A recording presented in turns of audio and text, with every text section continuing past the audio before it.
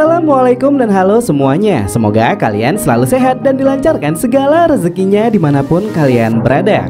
Film yang akan kita bahas kali ini berjudul 10 Hours yang rilis di tahun 2025. Film ini merupakan film misteri India yang menceritakan pembunuhan dan penculikan seorang gadis tidak bersalah. Disutradarai oleh Ilaiyaraaja Kalia Perumal, 10 Hours adalah film Tamil yang dibintangi Sibi Satyara sebagai tokoh utamanya. So, untuk lebih jelasnya langsung aja kita masuk ke alur ceritanya.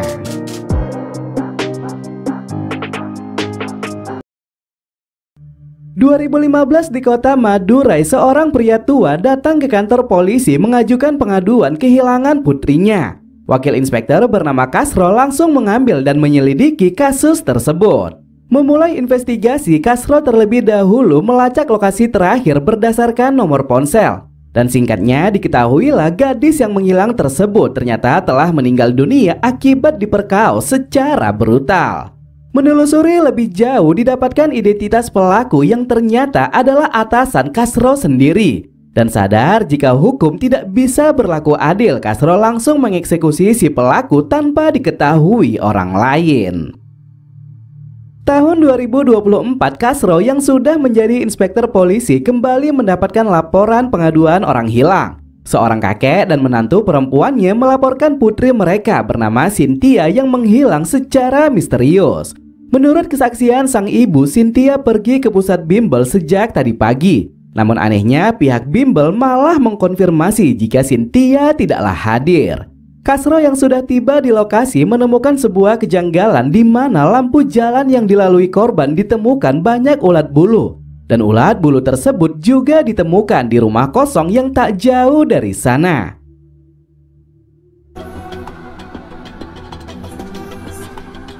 Kasro mengamati bahwa di salah satu ruangan AC baru saja dimatikan. Dan jika dugaannya benar, Cynthia kemungkinan besar baru dibawa sekitar setengah jam yang lalu.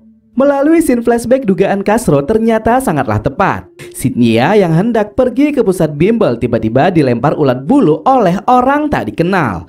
Wanita parubaya seolah-olah menolong dan kemudian membawa Cynthia ke rumah kosong untuk berganti baju. Dan selanjutnya komplotan penculik datang membawanya pergi. Dirasa para pelaku belum pergi jauh, Kasro merazia semua kendaraan yang melewati pos perbatasan. Dan singkatnya ditemukanlah sebuah mobil van berwarna biru yang di dalamnya terdapat 4 orang gangster. 3 polisi yang berjaga melakukan pemeriksaan dan akhirnya menemukan Cynthia yang dibekap di bangku belakang. Namun tanpa disangka saat akan menindaklanjuti, ketiganya malah ditembak mati oleh para pelaku.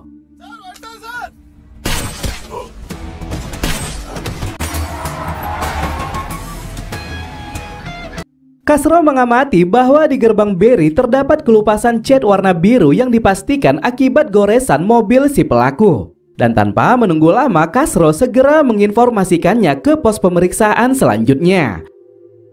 Mengetahui tidak ada mobil biru yang melintas, Kasro berkesimpulan jika para pelaku mengambil rute jalan pintas. Dan tidak mau kehilangan jejaknya, Kasro segera bergerak menelusuri rute tersebut. Berjalan beberapa kilometer, Kasro menemukan mobil van berwarna biru yang terparkir di sebuah gudang kosong. Dan setelah mengecek bagian bodi, bisa dipastikan jika mobil tersebut adalah mobil si pelaku. Kasro diserang kawanan gangster dengan senjata api dan juga bom molotov. Namun karena daya tarung yang luar biasa, Kasro berhasil melumpuhkan mereka semua.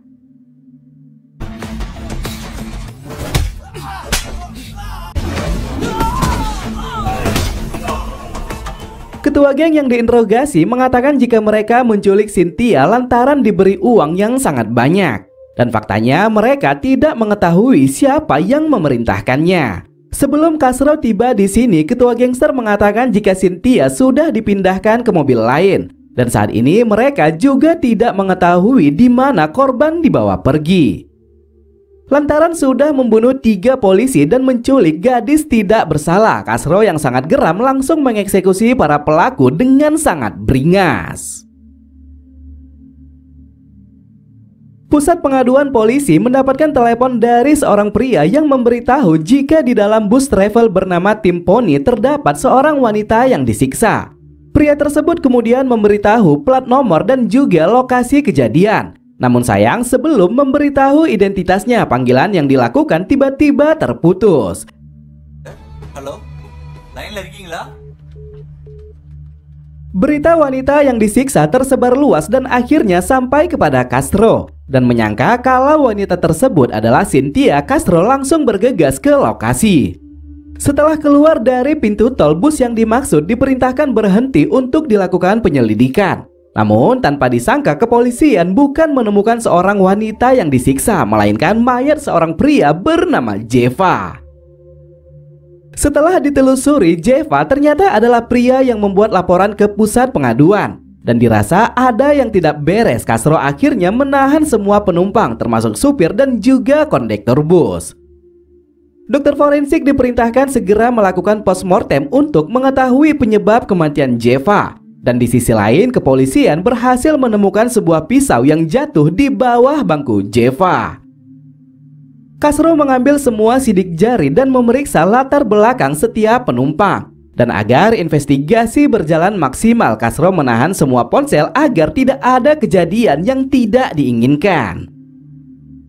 Orang pertama yang diinterogasi adalah kondektor bus bernama Subramani dan supir bus bernama Ekambram. Dan melalui cerita yang disampaikan, scene flashback kemudian diperlihatkan. Pukul 8 malam, bus Tim Pony berada di halte bus Koyembedu menunggu semua penumpang termasuk Jeva.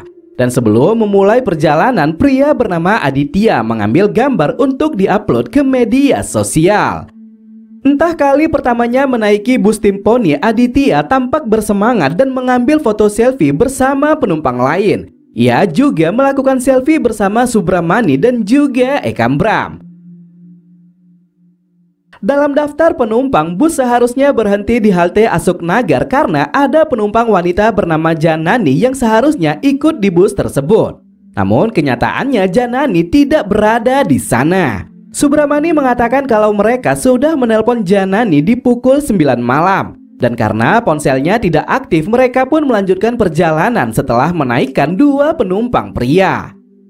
Subramani menambahkan saat ia membagi karcis, ada seorang wanita bernama Laksmi yang membuatnya sangat marah. Doi yang tengah hamil besar muntah dan mengotori bangku penumpang. Karena kondisinya sangat lemah, Jeva tidak terima Laksmi dikasari oleh Subramani. Dan akhirnya karena perselisihan tersebut, Jeva dan Subramani terlibat pertengkaran hebat.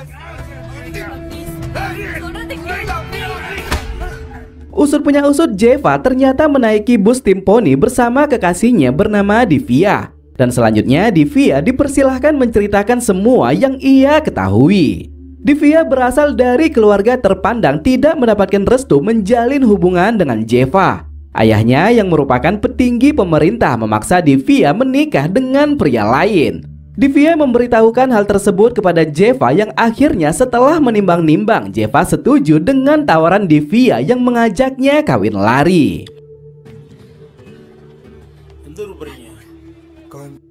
Pasca keributan yang terjadi di antara Jeva dan juga Subramani, Divya merasa iba dan kemudian menemani Laksmi yang duduk seorang diri. Namun tanpa disangka saat bus diberhentikan oleh polisi, Divya baru menyadari kalau Jeva ternyata telah meninggal dunia. Di sisi lain, pria bernama Gopal ditangkap karena mabuk dan memukuli seorang polisi. Dan karena kelakuannya, Castro langsung memenjarakannya saat itu juga. Melihat seorang penumpang bernama Kesavan, Divya mengatakan kalau Kesavan adalah anak buah ayahnya yang sempat mengusir Jeva dari rumah mereka. Dan tanpa menunggu lama, Castro langsung melakukan interogasi.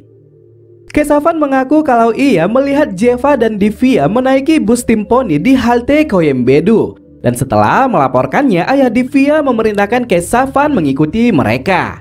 Berjalan beberapa kilometer, ayah Divya mengatakan kalau ia sudah mengirim pembunuh bayaran untuk menewaskan Jeva. Dan selanjutnya Kesavan tidak perlu melakukan apa-apa lagi. Kesavan menambahkan selama di perjalanan ia tertidur lantaran tugasnya sudah selesai. Dan dengan begitu ia pun tidak mengetahui siapa pembunuh bayaran yang diperintahkan mengeksekusi Jeva. Pihak forensik mengatakan kalau pisau yang ditemukan di jasad Jeva terdapat sidik jari seorang penumpang bernama Guru. Dan untuk mengetahui fakta sebenarnya, Guru langsung diinterogasi. Guru mengatakan kalau dahulu ia adalah karyawan toko pakaian yang pernah membuat kesalahan, di mana saat itu ia merekam wanita-wanita muda yang mencoba pakaian di ruang ganti. Sialnya aksi yang dilakukan tertangkap basah oleh Divya yang merupakan salah satu korbannya. Dan marah dengan hal tersebut, Jeva dan Divya langsung melaporkannya kepada pemilik toko. Dipecat dari pekerjaan, Guru akhirnya menaruh dendam kepada Jeva.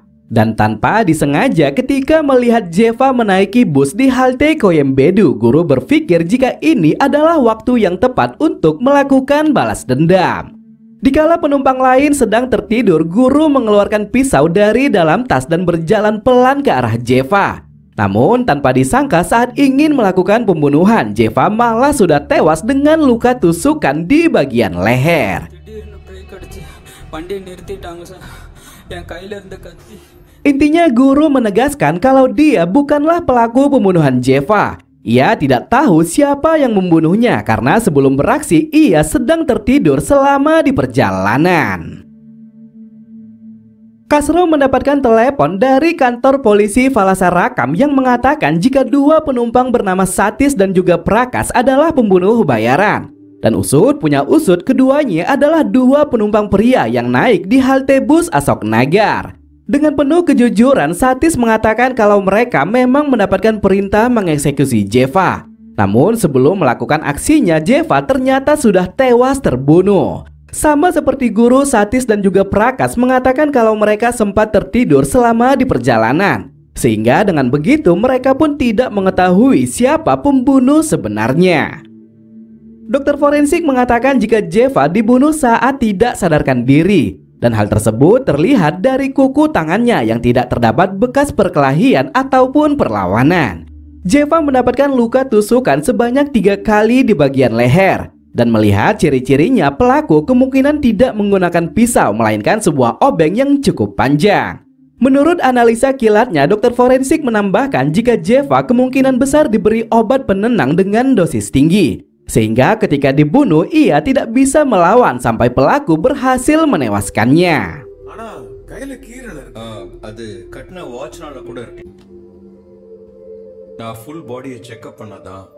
Di bawah jalan tol Koim Bature, mobil van berwarna merah mengangkat tubuh seorang wanita dan membawanya pergi. Dan tanpa disangka saat melewati pos pemeriksaan mereka malah disetop oleh kepolisian. Tidak mau tertangkap basah, para pelaku dengan cepat menerobos palang pembatas. Dan Kasro yang tak jauh dari sana langsung melakukan pengejaran.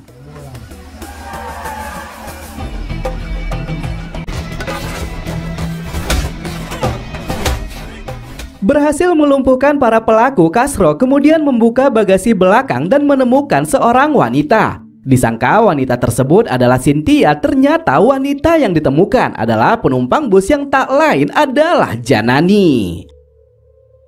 Kasro kembali melakukan pengecekan melalui kamera CCTV yang berada di sekitar halte bus Asok Nagar. Dan ternyata barulah diketahui jika Janani sebenarnya juga ikut menaiki bus Timponi. Bingung dengan semuanya, Kasro memeriksa CCTV yang ada di gerbang tol Koyembedu. Dan secara mengejutkan bus Timponi dengan nomor plat yang sama ternyata berjumlah 2 unit.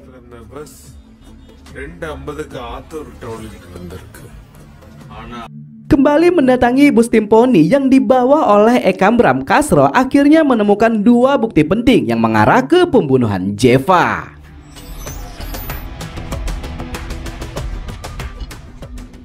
Untuk memperkuat investigasinya, Kasro memeriksa semua foto selfie yang ada di ponsel Aditya. Dan setelah yakin pelakunya adalah orang tersebut, Kasro mempersilahkan semua penumpang bus pergi meninggalkan kantor polisi.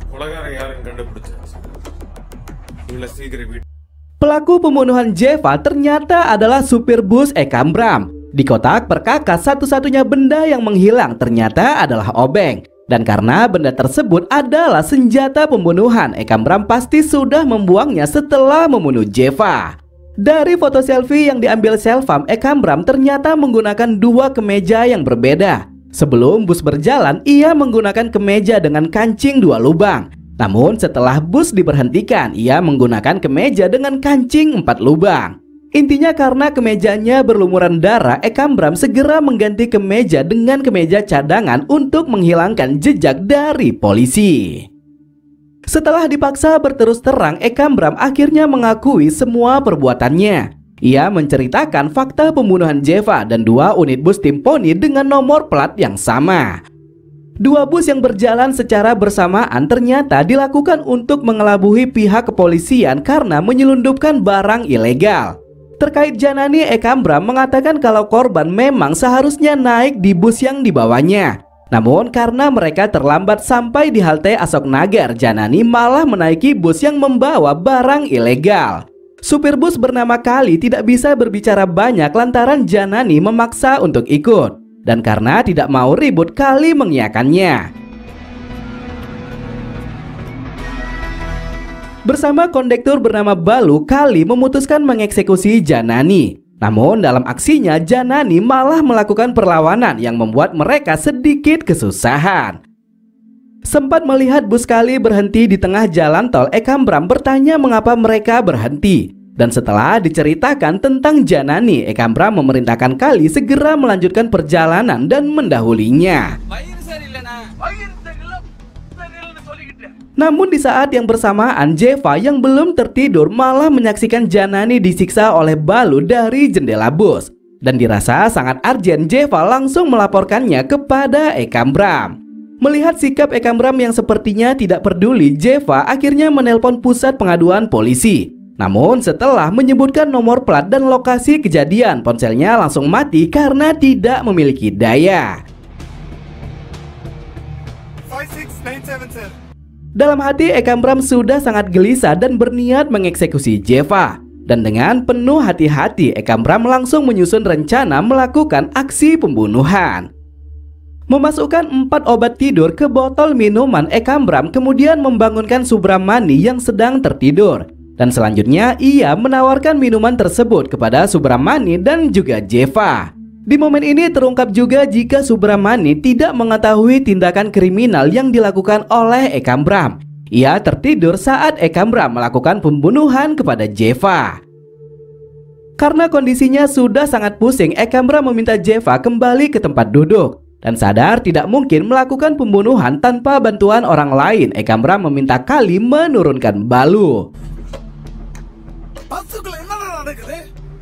Setelah Balu memegang kemudi, Ekam Bram berjalan mengendap melewati penumpang bus yang tengah tertidur. Menggunakan obeng yang diambilnya dari kotak perkakas, Ekam Bram menusuk leher Jeva sambil menyekap mulutnya menggunakan bantal. Setelah tugasnya selesai, Ekam Bram membuang obeng dan kemeja berlumuran darah ke suatu tempat. Dan selanjutnya ia memerintahkan Kali menurunkan tubuh Janani di bawah jembatan tol.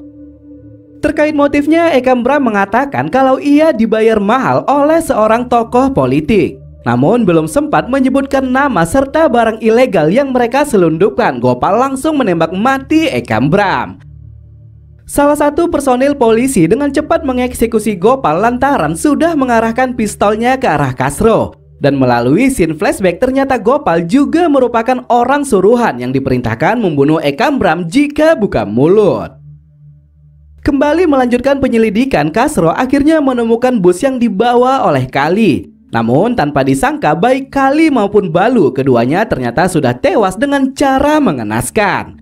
Kasro melihat jejak ban mobil yang dipastikan adalah kendaraan yang membawa barang ilegal dari dalam bus. Dan setelah ditelusuri, ada mobil ambulans berjalan beriringan dengan sepeda motor dengan sangat kencang. Curiga dengan 2 kendaraan tersebut, Kasro memerintahkan beberapa personil mengikuti ambulans. Sementara di sisi lain, ia mengikuti sepeda motor yang berjalan berlawanan arah. Kasro tiba di sebuah gudang tua yang ternyata bersembunyi tokoh politik bernama Selvam. Dan melalui scene flashback, Selvam adalah dalang di balik pembunuhan dan penculikan Cynthia.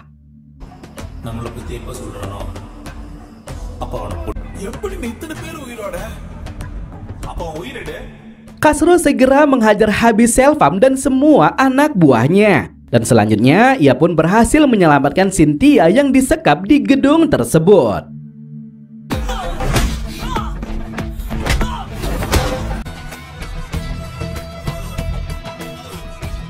Di sisi lain, kepolisian berhasil memberhentikan mobil ambulans yang sekarang menemui seorang pria bernama Jagdish.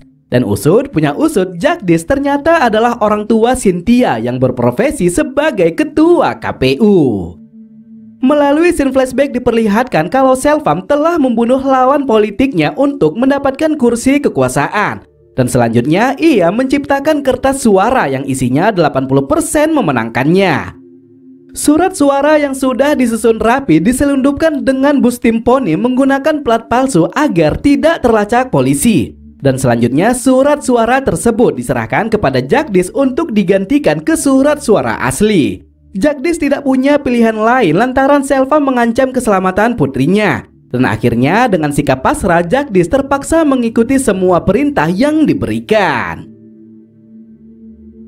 Kasro kembali membuat keputusan sendiri terkait kasus tersebut. Ia mengatakan kalau Selvam diadili di pengadilan, ia pasti bisa lolos dengan mudah. Selvam tidak layak diberi kekuasaan. Menang dengan cara curang pasti membuatnya melakukan korupsi, merampok aset negara dan juga merugikan orang banyak.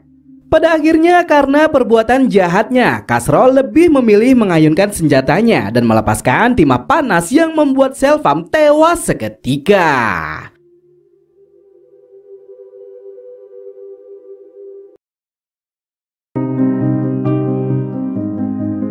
So, mungkin sampai di sini aja ya cerita kali ini. Makasih banyak yang sudah hadir.